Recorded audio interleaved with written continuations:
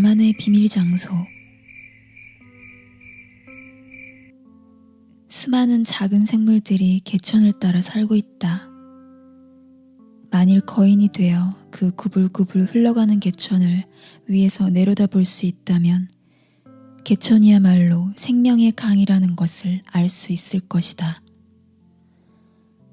내가 바로 그 거인이었다. 키는 겨우 1m 정도밖에 안 되었지만 나는 거인처럼 쪼그리고 앉아 실개천들이 졸졸거리고 흘러내리면서 만들어낸 작은 웅덩이들을 연구하곤 했다. 개구리가 낳아둔 알들이 웅덩이 속에서 잠자고 있었다. 포도송이처럼 오글오글 모여있는 젤리 모양의 투명한 작은 공들 속에는 검은 올챙이들이 점 모양으로 들어있었다. 부화되어 나올 날을 기다리면서. 개울물 위를 가로지르며 돌아다니는 사양충을 잡으려고 황어들이 화살처럼 빠른 속도로 움직이고 다녔다.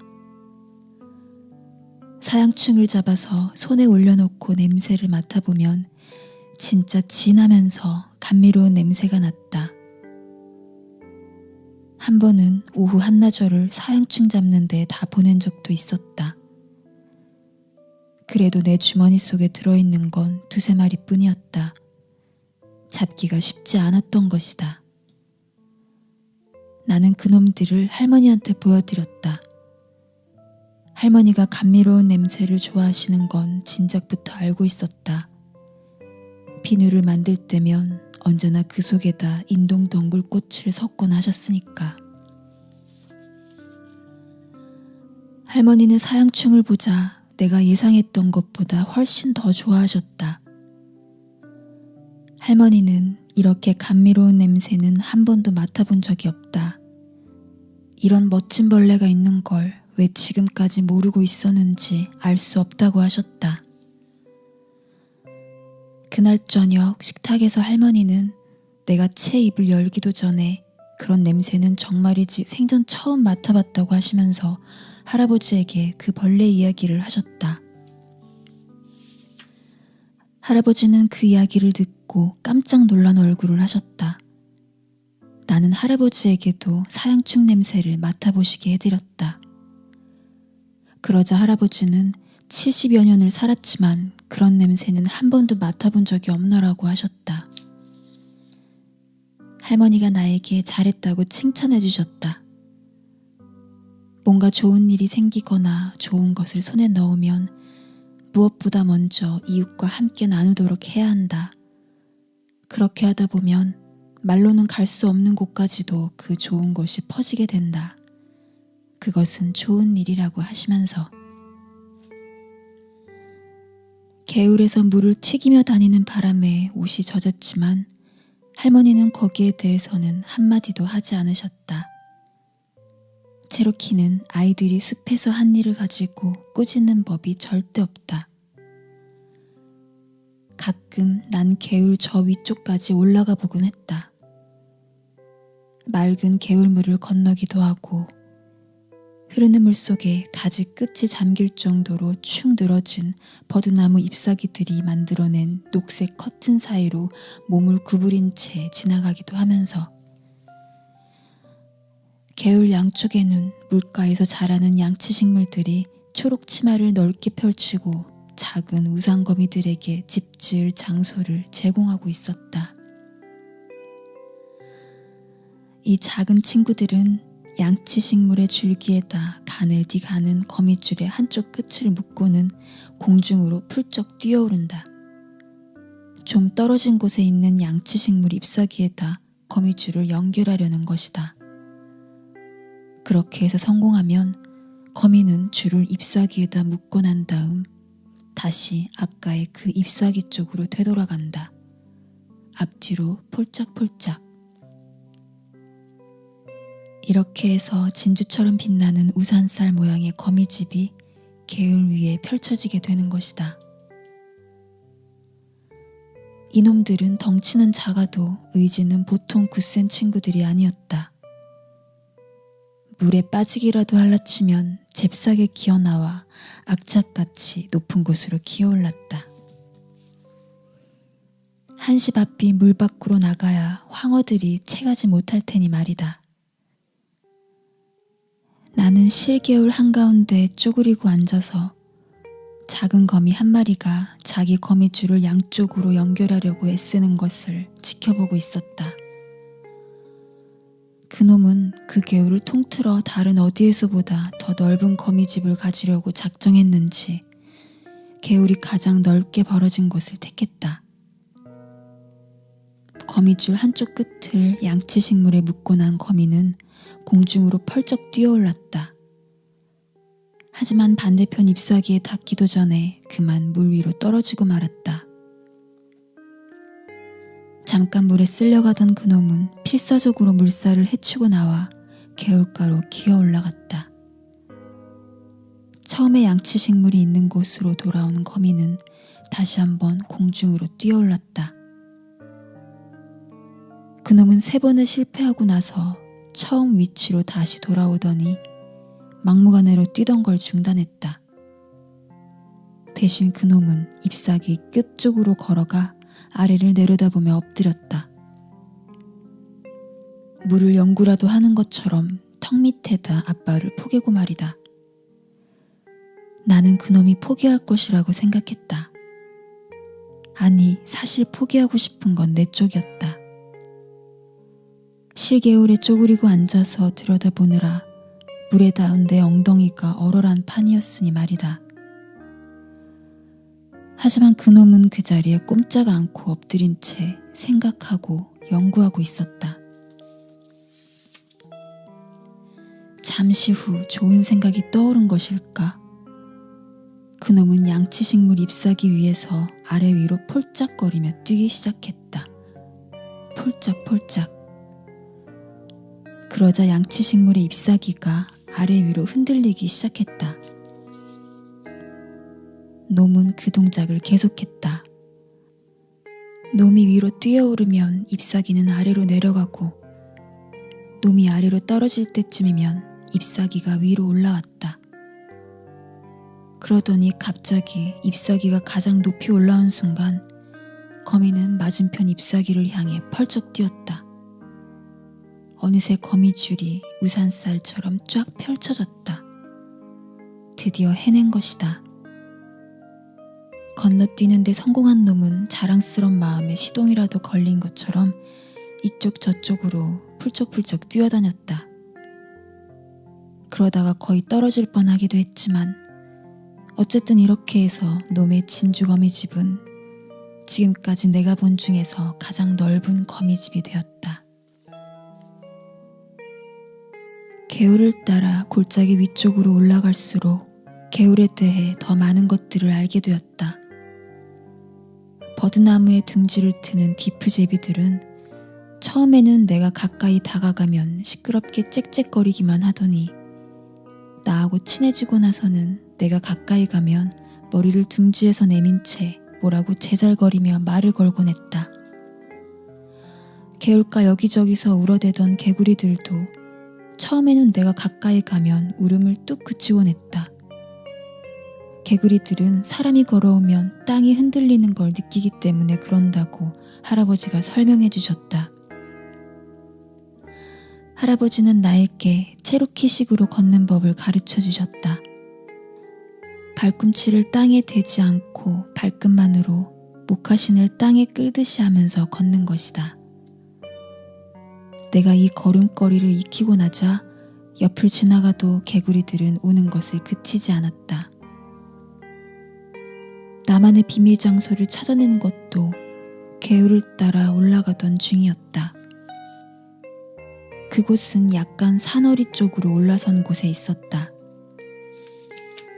그곳은 월계수로 빙 둘러싸인 채 늙은 미국풍 나무 한 그루가 굽어보고 있는 그다지 넓지 않은 풀밭 둔덕이었다.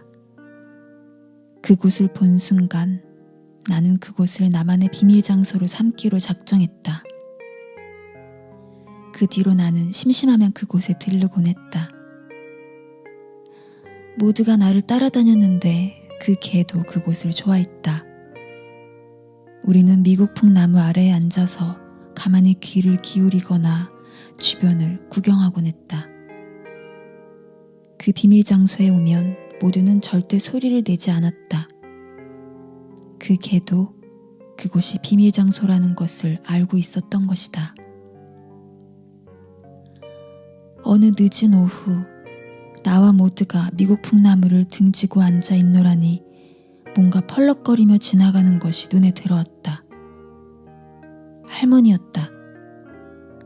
할머니는 우리가 앉은 곳에서 그다지 멀지 않은 곳을 지나가고 계셨다. 하지만 내가 보기에 할머니가 내 비밀 장소를 눈치챈 것 같지는 않았다. 그랬더라면 나에게 말을 걸었을 것이다. 할머니는 나뭇잎 사이를 지나는 바람보다도 더 조용하게 움직일 수 있었다. 일어나서 할머니 뒤를 따라갔다. 할머니는 뿌리를 모으고 계시던 중이었다. 나는 할머니를 따라잡아 뿌리 캐는 일을 도와드렸다. 통나무 위에 걸터 앉아 뿌리들을 골라낼 때였다. 비밀을 지키기에는 내 나이가 너무 어렸다. 결국 나는 할머니에게 내 비밀 장소에 대해 말하고 말았다. 그런데 할머니는 조금도 놀라지 않으셨다. 그 때문에 놀란 건 오히려 내 쪽이었다. 할머니는 체로키라면 누구나 자기만의 비밀 장소를 갖고 있다고 하셨다. 할머니 자신에게도 비밀 장소가 있으며 할아버지에게도 있다. 지금까지 한 번도 물어본 적은 없지만 할아버지의 비밀 장소는 산꼭대기 가는 길 어딘가에 있다는 걸 알고 있다. 할머니 자신이 보기에는 대부분의 사람들이 자기만의 비밀 장소를 갖고 있는 것 같지만 확실하지는 않다. 한 번도 그 문제에 대해 조사해 보지는 않았으니까. 하지만 비밀 장소는 누구에게나 꼭 필요한 것이라고 할머니는 말씀하셨다. 그 말을 듣자 나한테도 비밀 장소가 있다는 사실이 그럴 수 없이 뿌듯하고 자랑스러웠다. 할머니는 사람들은 누구나 두 개의 마음을 갖고 있다고 하셨다. 하나의 마음은 몸이 살아가는 데 필요한 것들을 꾸려가는 마음이다. 몸을 위해서 잠자리나 먹을 것 따위를 마련할 때는 이 마음을 써야 한다. 그리고 짝짓기를 하고 아이를 가지려 할 때도 이 마음을 써야 한다. 자기 몸이 살아가려면 누구나 이 마음을 가져야 한다. 그런데 우리에게는 이런 것들과 전혀 관계없는 또 다른 마음이 있다. 할머니는 이 마음을 영혼의 마음이라고 부르셨다. 만일 몸을 꾸려가는 마음이 욕심을 부리고 교활한 생각을 하거나 다른 사람을 해칠 일만 생각하고 다른 사람을 이용해서 이익 볼 생각만 하고 있으면 영혼의 마음은 점점 졸아들어서 밤톨보다 더 작아지게 된다. 몸이 죽으면 몸을 꾸려가는 마음도 함께 죽는다. 하지만 다른 모든 것이 다 없어져도 영혼의 마음만은 그대로 남아있는다. 그래서 평생 욕심 부리면서 살아온 사람은 죽고 나면 밤톨만한 영혼밖에 남아있지 않게 된다. 사람은 누구나 다 다시 태어나게 되는데 그런 사람이 다시 세상에 태어날 때에는 밤톨만한 영혼만을 갖고 태어나게 되며 세상의 어떤 것도 이해할 수 없게 된다. 몸을 꾸려가는 마음이 그보다 더 커지면 영혼의 마음은 완두콩알 만하게 줄어들었다가 결국에는 그것마저도 완전히 사라지고 만다. 말하자면 영혼의 마음을 완전히 잃게 되는 것이다. 그런 사람들은 살아있어도 죽은 사람이 되고 만다. 할머니는 어디서나 쉽게 죽은 사람들을 찾아낼 수 있다고 하셨다. 여자를 봐도 더러운 것만 찾아내는 사람, 다른 사람들에게서 나쁜 것만 찾아내는 사람, 나무를 봐도 아름답다고 여기지 않고 목재와 돈덩어리로만 보는 사람, 이런 사람들이 죽은 사람들이었다. 할머니 말씀에 따르면 그런 사람들은 걸어다니는 죽은 사람들이었다. 영혼의 마음은 근육과 비슷해서 쓰면 쓸수록 더 커지고 강해진다. 마음을 더 크고 튼튼하게 가꿀 수 있는 비결은 오직 한 가지. 상대를 이해하는데 마음을 쓰는 것뿐이다. 게다가 몸을 꾸려가는 마음이 욕심 부리는 걸 그만두지 않으면 영혼의 마음으로 가는 문은 절대 열리지 않는다. 욕심을 부리지 않아야 비로소 이해라는 것을 할 수 있기 때문이다. 반대로 더 많이 이해하려고 노력하면 영혼의 마음도 더 커진다. 할머니는 이해와 사랑은 당연히 같은 것이라고 하셨다. 이해하지도 못하면서 사랑하는 체하며 억지를 부려대는 사람들이 있긴 하지만 그런 사랑은 진정한 사랑이 아니라고 하시면서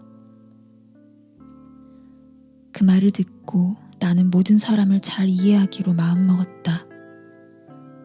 밤톨만한 영혼을 갖고 싶지는 않았기 때문이다. 영혼의 마음이 자꾸자꾸 커지고 튼튼해지면 결국에는 지나온 모든 전생의 삶들이 보이고 더 이상 육신의 죽음을 겪지 않는 단계에 도달하게 된다고 할머니는 말씀하셨다. 할머니는 내 비밀 장소에서 그런 생명의 순환이 어떻게 이루어지는지 지켜볼 수 있을 것이라고 하셨다. 모든 것이 새롭게 탄생하는 봄이 되면 설사 그것이 그냥 생각일 뿐이라 해도 무엇인가가 태어날 때는 항상 그렇듯이 흔들림과 소란이 일어난다. 영혼이 다시 한번 물질적인 형태를 갖추려고 발버둥치기 때문이다. 그래서 봄에 부는 매서운 바람은 아기가 피와 고통 속에서 태어나는 것처럼 탄생을 위한 시련이다. 그러고 나면 생명을 한껏 꽃피우는 여름이 온다. 그보다 더 나이가 들면 우리 영혼이 제자리로 돌아갈 날이 머지 않았다는 특이한 느낌을 갖는 가을이 지나가는데 사람들은 그런 느낌을 애잔한 그리움이라 부르기도 한다. 겨울이 되면 모든 것이 죽거나 죽은 것처럼 보인다. 우리 몸이 죽었을 때처럼. 하지만 봄이 되면 다시 태어날 것이다. 할머니 말씀으로는 체로키들은 오래전부터 이 사실을 터득하고 있었다고 하셨다. 할머니는 내 비밀 장소에 있는 늙은 미국풍 나무에도 영혼이 있다는 걸 내가 언젠가는 깨닫게 될 것이라고 하셨다. 사람의 영혼이 아니라 나무의 영혼이. 할머니에게 이 모든 걸 가르쳐 주신 분은 할머니의 아버지였다. 할머니의 아버지, 외증조부의 이름은 갈색매였다. 나무가 생각하는 것까지 느낄 수 있을 정도로 무척 이해심이 깊은 분이셨다. 한 번은 할머니가 아직 어린 여자아이였을 때 외증조부는 집 근처 산에 있는 흰 참나무들이 하나같이 겁을 먹고 들떠 있어 걱정이라고 하셨다. 외증조부는 참나무들 사이를 걸어다니면서 산 위에서 많은 시간을 보냈다. 그 나무들은 멋있게 생기고 키도 큰 데다 줄기도 곱게 뻗어 있었다. 그 나무들은 이기적이지도 않았다. 산짐승들의 먹이가 되는 온나무와 감나무, 히커리나무와 밤나무들과 함께 자라고 있었던 것이다. 이기적이지 않았기 때문에 그 나무들은 크고 강한 영혼을 갖고 있었다. 흰참나무들의 불안이 커져가자 외증조부는 이제 밤 동안에도 나무들 사이를 걸어다니곤 하셨다. 뭔가 잘못되어 가고 있는 것을 아셨기 때문이다. 그러던 어느 이른 아침, 해가 산등성이 위로 막 고개를 내밀고 있을 때 외증조부는 벌목꾼들이 나무들 사이를 돌아다니는 모습을 보았다. 그 사람들은 흰 참나무마다 표시를 하고 다녔다. 몽땅 잘라낼 작정을 한 것 같았다. 그들이 떠나자 외징조부 말씀으로는 참나무들이 울기 시작했다고 한다. 외징조부는 잠도 자지 않고 벌목꾼들이 하는 짓을 지켜보았다. 그 사람들은 산꼭대기까지 수레가 다닐 길을 닦기 시작했다. 외증조부가 체로키들에게 그 이야기를 하자 모두 흰 참나무들을 구하기로 의견을 모았다.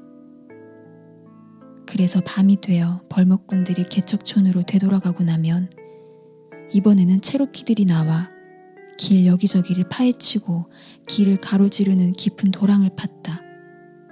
여자와 아이들까지도 그 일을 도왔다. 다음날 아침에 다시 돌아온 벌목꾼들은 온종일 시간을 들여 파헤쳐진 길을 고쳤다. 그러다 밤이 되면 다시 체로키들이 길을 파헤쳤고 사흘이 지났을 때 벌목꾼들은 길에다 총든 보초를 세웠다. 하지만 산꼭대기까지의 그 긴 길 전체에 모조리 보초를 세울 수는 없었다. 체로키들은 보초가 없는 곳을 골라 도랑을 파는 일을 계속했다. 그건 무척이나 힘든 투쟁이었다. 모두들 녹초가 될 만큼 지쳐갔다. 그러던 어느 날 벌목꾼들이 길을 고치고 있을 때 커다란 흰참나무 한 그루가 마차 위로 넘어졌다. 노새 2마리가 깔려 죽고 마차는 박살이 났다. 할머니 말로는 튼튼하고 잘 뻗은 나무여서 넘어질 이유가 하나도 없었는데 그렇게 넘어졌다고 한다. 드디어 벌목꾼들은 길 닦기를 포기했다. 곧이어 봄비가 내리는 우기가 시작되었고 그 후 그들은 2번 다시 돌아오지 않았다. 보름달이 꽉 찼을 때 체로키들은 흰 참나무 숲에서 잔치를 벌였다. 둥글고 노란 달림 아래서 모두들 춤을 추었다. 그랬더니 흰 참나무들도 가지를 서로 스치거나 가지로 체로키들을 건드리면서 함께 춤추고 노래 불렀다. 또 다른 나무들을 구하기 위해 자기 목숨을 내던진 그 참나무를 애도하는 노래도 불렀다.